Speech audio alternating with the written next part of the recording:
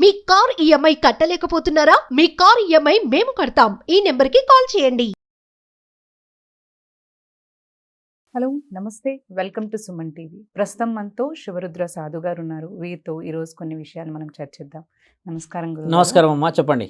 నిన్న మనం చూసుకున్నట్లయితే ఫార్మర్ మన ప్రధానమంత్రి అయిన మన్మోహన్ సింగ్ గారు మనకి అంటే 92 ఇయర్స్కి 92 ఏళ్ళకి నిన్న రాత్రి మనకి కాలం చేయడం అనేది జరిగింది కదా. సో దీని గురించి మీరు ఏం చెప్తారు గురుగారు? ఒక కారణ జన్ముడి యొక్క కారణాలు భారతదేశానికి ఏ విధంగా ఈరోజు మనందరం ఆధునిక స్థితిలో ఉన్న ఒక కారకుడు అంటే ఒక ప్రధానమంత్రి ఎవరు కాగలుగుతారంటే మీరు బాగా గమనించండి అమ్మా, ఎంతో నైపుణ్యత ఎంతో శ్రమ ఉంటే కానీ అంత పెద్ద కుర్చీ అంత సులభంగా రాదు. ఇప్పుడు ఎమ్మెల్యే కావడము, ఎంపీ కావడము, ఒక రాష్ట్ర ముఖ్యమంత్రి అనేది ఏంటంటే ఒక ప్రజలని ఎన్నుకోవడం చాలా ఈజీ, ప్రజలు కూడా మనల్ని ఎన్నుకోవడం చాలా ఈజీ అవుతుంది, ఎందుకంటే నోన్ ఫేస్ కాబట్టి. కానీ ఒక స్టేట్లో ఉన్న వ్యక్తి మిగతా అన్ని స్టేట్ల వాళ్ళని గెలవాలి అని అంటే చాలా చాలా తక్కువ శాతమే రిజిస్టర్డ్ అయ్యేది. ఇప్పుడు అలాంటి పరిస్థితుల్లో ఉన్నవాడు కూడా ఇప్పుడు మన మినిస్టర్ గారు, ప్రైమ్ మినిస్టర్ గారు నరేంద్ర మోదీజీ, ఎందుకంటే ఆయన 3 సార్లు అయ్యారు, అలాగే ఆయన గారు 2 సార్లు అయ్యారు.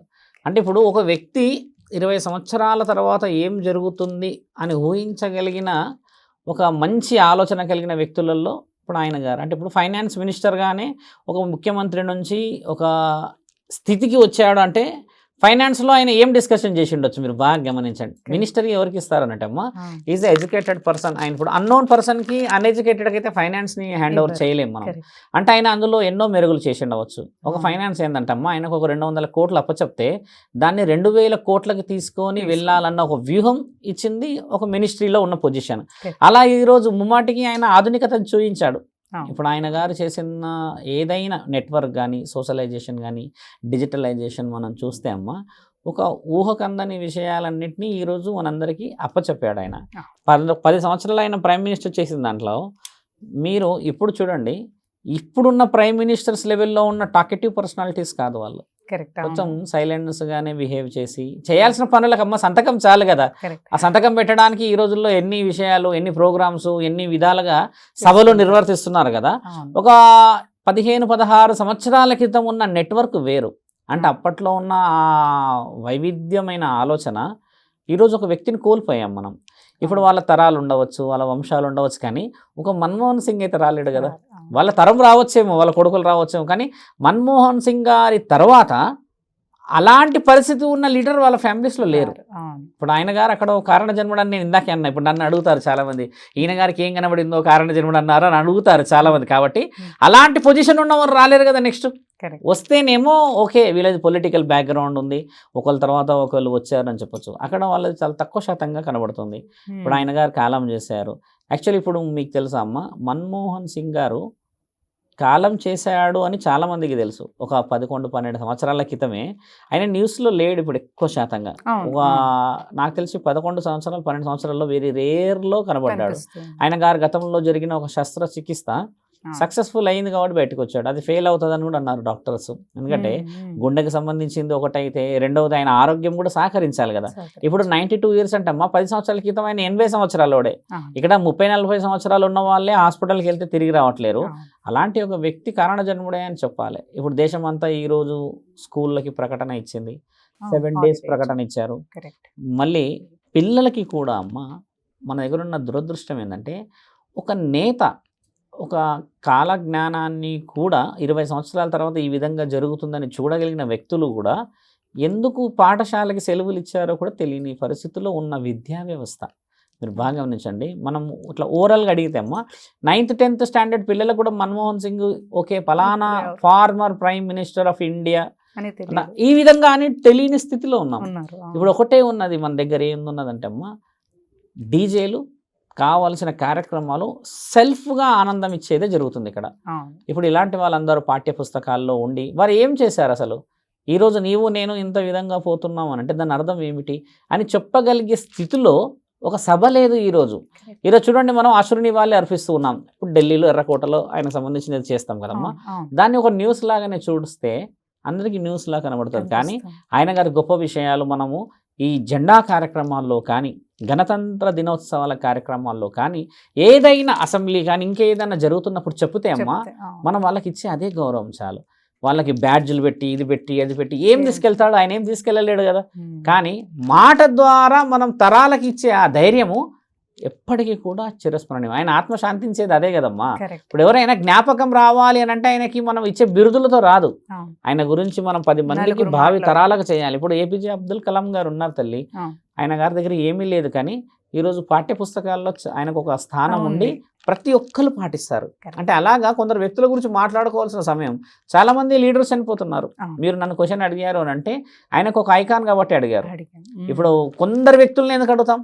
ఇప్పుడు వేరే వాళ్ళు ఉన్నారు రేరుగా. మళ్ళీ ఇప్పుడు ఆయన 20 సంవత్సరాల క్రితం 20 సంవత్సరాల తర్వాత ఏమవుతుందో కనిపెట్టగలిగాడు కదమ్మా. కాబట్టి ఏంటంటే అలాంటి ఒక మహానేతని కోల్పోయినందుకు మనందరం ఇప్పుడే కాదు ఎప్పటికైనా వాళ్ళందరికీ రుణపడి ఉండాల్సిన బాధ్యత. ఎందుకంటే అమ్మా ఒక స్థాయిని ఢిల్లీలో ఉన్న అంత పెద్ద సీట్ అంటే ఏదో కుర్చీ ఉందమ్మా, దాన్ని 10 సంవత్సరాలు మోయడం అని అంటే అమ్మా అంత సులభమైన విషయం కాదు. దేవుడి ఆశీర్వాదంతో పాటు ప్రజల యొక్క మన్ననలు, కుటుంబాల యొక్క గౌరవాలు, అందరూ త్యాగం చేసిన వాళ్ళు, వీళ్ళందరి వల్లనే అవుతుంది ఆ కార్యక్రమాలు. కాబట్టి ధర్మాన్ని కాపాడేట వాళ్ళ విషయాలమ్మా ఎప్పటికీ మనం గౌరవించాలి.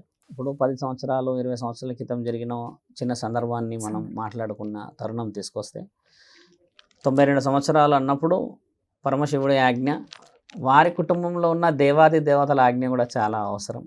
ఇప్పుడు ఆయన గారు అంటే 90 సంవత్సరాలు ఈ రోజుల్లో లేరు ఎవరు కూడా, చాలా తక్కువ శాతంగా ఆరోగ్య పరిస్థితి దెబ్బపడుతుంది. ఆయన గారు కూడా మాట చాలా తక్కువగానే మాట్లాడే వ్యక్తే కానీ పనులు బలంగా చేసే వ్యక్తుడు. ఇప్పుడు ఆయన మీద అన్నీ ఎక్కడ చూసినా కూడా హర్షం వ్యక్తపరుస్తూ ఉంటారు. ఇప్పుడు న్యూస్ ఛానల్లో చూడండి గొప్ప పనులు చెప్తారు. ఇప్పుడు వేరే ఏ పాలన అయినా సరే అమ్మ, గతంలో అంటే నాకు తెలిసి నేను డిగ్రీ ఆ సమయంలో ఉన్నప్పుడు ఆయన గారు ప్రైమ్ మినిస్టర్ ఉన్నారు. అప్పుడు ఆ సమయంలో మనకు కూడా ప్రైమ్ మినిస్టర్ గురించి పట్టించుకునేంత స్థితి లేదు. కానీ ఈరోజు వయసు రీత్యా, ఆలోచన రీత్యా, సమాజంలో జరుగుతున్న విషయాలన్నింటిలో అమ్మ ఒక గొప్ప స్థితిని అనుభవించిన వాళ్ళు ఎందుకు ఆ స్థితి వరకు ఉండి వారి జీవనాన్ని భవిష్యత్తు ప్రణాళికలకి ఇస్తారు అనేది తెలుసుకోవాలి. ఇప్పుడు చూడండి మన్మోహన్ సింగ్ గారు ఒక్కోలే చనిపోయారు, ఇప్పుడు వారి కుటుంబానికి తీరని ఒకటి అది. ఇప్పుడు ఈ రోజుల్లో 60 సంవత్సరాల తర్వాత ఒక మనిషికి విలువలేదు ఇక్కడ. అలాంటిది ఆయన 60 సంవత్సరాలప్పుడు ఆయన ప్రైమ్ మినిస్టర్ లాగా ఉండి ఇప్పుడు 90 సంవత్సరాల వరకు ఉన్నాడు అని అంటే ఆయన పరిస్థితి రీత్యా చూస్తే అమ్మ పరమాత్ముడి ఆజ్ఞతోనే, ఇప్పుడు దైవ ఆజ్ఞతోనే ఆయన కొన్ని కార్యక్రమాలు చేయగలిగాడు. ఇప్పుడు చాలామంది మీరు అన్నట్టుగా నేను అన్నట్టుగానే కొంతమంది అపోజిషన్స్ ఉన్నారు ఇప్పుడు ఇందులో. ఇప్పుడు ఏంటంటే ఆయన మన్మోహన్ సింగ్ గారు అని చెప్పేసి గొప్ప కార్యక్రమాలు చేశారని ఆల్రెడీ ఒకసారి ఉన్నాడు కాబట్టి చెప్తున్నాం. కానీ ఈ రోజుల్లో లక్షల జీతాలు, కోట్లలో ఆస్తులు ఉన్న వాళ్ళ గురించి మనం మాట్లాడలేం. ఇక్కడ మానవుల లోకానికి ముఖ్యంగా చిన్న చిన్న చిన్న చిన్న కుటుంబాలకి ఎవరైతే దైవాజ్ఞను అందించి ఇప్పుడు మీరు అన్నట్టుగానే ఇందాక మనం మాట్లాడినట్టమ్మా సోషలైజేషన్ అంటే ఏంది, యూట్యూబ్, ట్విట్టర్, తర్వాత ఫేస్బుక్లో ఒకప్పుడు ఇంత ఉంటుందని తెలియదు ఎవరికి. కానీ ఇది ఇంత డిజిటలైజేషన్ అయ్యి కాగలిగిందంటమ్మా ఎందరో మహానీయులు ఎన్నో వ్యూహం ఆలోచిస్తేనే జరిగింది. కాబట్టి అలాంటి వివరణని మీరు నాతో పాటు కొన్ని వందల వీడియోస్ గొప్ప వ్యక్తుల గురించి చేయాలి. ఇప్పుడు ఎక్కువ శాతంగా చూడండి ఇప్పుడు ఏం జరుగుతుంది కలియుగంలో అంటే అమ్మ ఎవరిది వాళ్ళే మంచిగా మోగించుకోవడం, అంటే డబ్బా కొట్టుకోవడం అంటారు కదా, మనది వదిలిపెట్టి అలాంటి కారణ జన్మల గురించి చెప్పుకోవాలి. అందులో ఆయన పుట్టిన తర్వాత ఈయన గారి పని ఇక్కడ వరకు కావాలి అని రాసి ఉండి పరమాత్ముడు పూర్తిగా అంటే పరిపూర్ణమైన జీవితాన్ని అందించి 92 సంవత్సరాలు అంటే అమ్మ ఆయనకు ఆల్మోస్ట్ 200-300 మంది ఉండొచ్చు కుటుంబం, మనమన్లు, మనమరాళ్ళు, కోడళ్ళు, కొడుకులు, అంతమంది అందరి ప్రేమలను పొందిన ఆయన యావత్ భారతదేశం ఈరోజు హర్షించదగ్గ విషయం అది. ఎందుకంటే మన్మోహన్ సింగ్ గారి గురించి మార్నింగ్ నుంచి న్యూస్లో వస్తున్నాయి. అలాంటి విషయాల్లో మీరు నాకు అవకాశం ఇచ్చారు, సాధు గారు మీరు చెప్పండి అని అంటే ఇప్పుడు అది సబ్జెక్టు మనది కాకున్నా కూడా ఆయన గారు చేసిన గొప్ప పనులు చెప్పుకోవడం చాలా ముఖ్యమైనది. దట్ ఈస్ కాల్డ్ కారణ జన్ములు అని అంటారమ్మా. ఏ విధంగానైనా చేయండి కానీ లోక కళ్యాణం అని అంటారు కదా, అది లోక కళ్యాణం అన్న సందర్భం గురించి మాట్లాడుతున్నాం.